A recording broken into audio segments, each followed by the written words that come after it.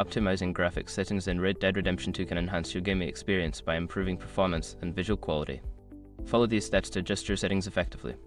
Step 1. Access graphics settings. Open the game and navigate to the main menu.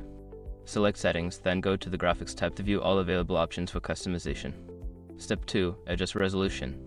Set the resolution to match your monitor's native resolution for the best visual clarity. If you experience performance issues, consider lowering the resolution slightly.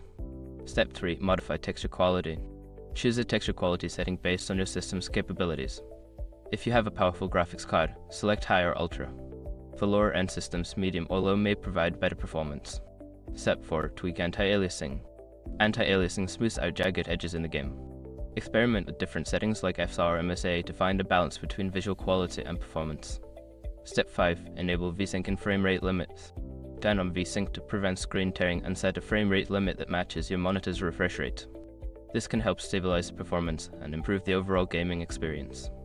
By following these steps, you can optimize the graphics settings in Red Dead Redemption 2 to suit your preferences and hardware capabilities. Enjoy your enhanced gaming experience.